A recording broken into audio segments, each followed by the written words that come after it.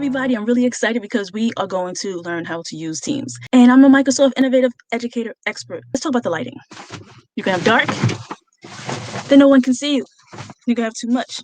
It's well lit, but not too lit. So play a little bit with your lighting before you get on Teams because it will help you with centralizing exactly how you would like to be placed on camera. All right, so that's it for lighting.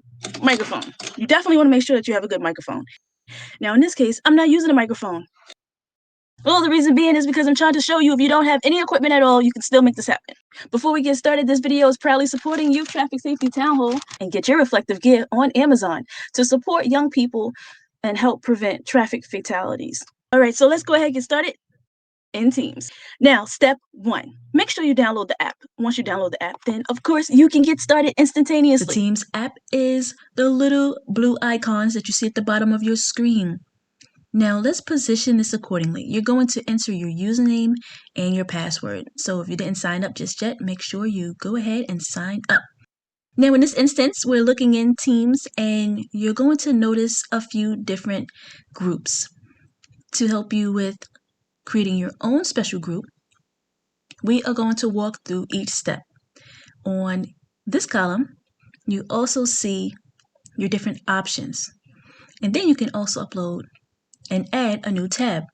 So if tabs are available that you see and you want to include, then go right ahead and add additional tabs. It will appear at the top.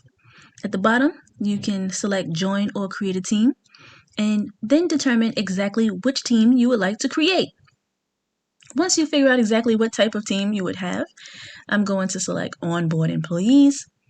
Then we're going to identify which channel it's going to go under, private or public. I recommend private because public is going to be available to everyone. If this is a small group for your particular organization, then go ahead and select private and give your team a name. Let's go ahead and give our team a name. And then of course, additional features are below that will help you manage your channel. I'm going to type new hires, create, and there you have it.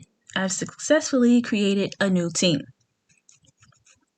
Now, once the team is available, then you can determine exactly who you would like to be a part of your team. So it may take a moment, but once the team has been created, then you're going to go ahead and gather the email addresses of those that you are going to invite to the team. So let's go ahead and do that. Here's the next step. Let's go ahead and go into new hires. And you're going to notice that you have your general channel. You can add more people.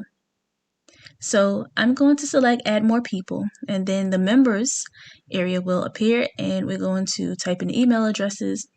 And after you finish, of course, you can select close.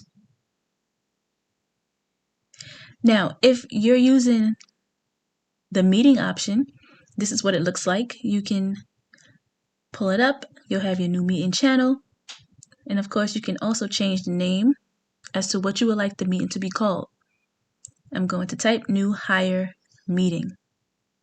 So new hire meeting, you can enable video so they can see you, or you can disable video depending upon exactly if you would like to be seen or not. Now, let's go ahead and keep going. The settings option is going to help you identify exactly which speakers you would like to use if you're using multiple speakers.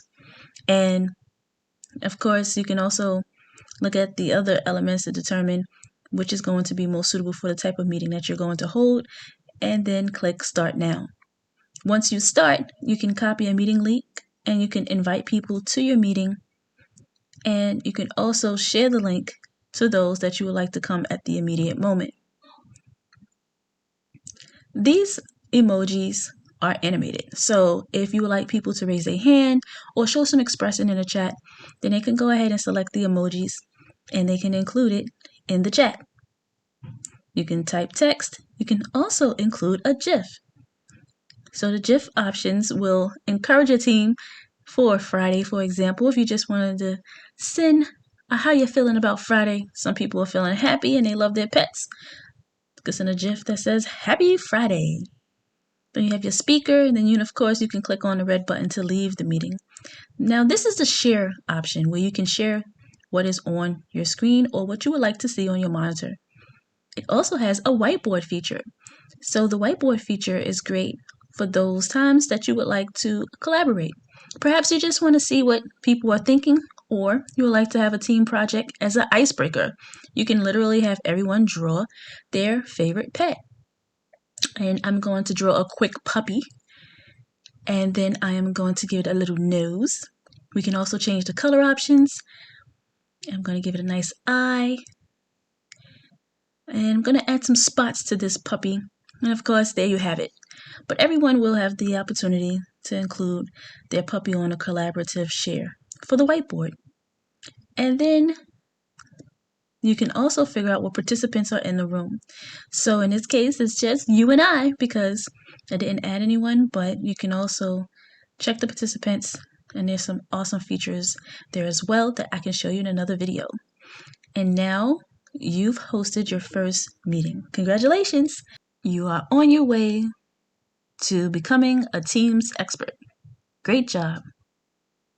Alrighty, so if you would like to learn more, please check the next video.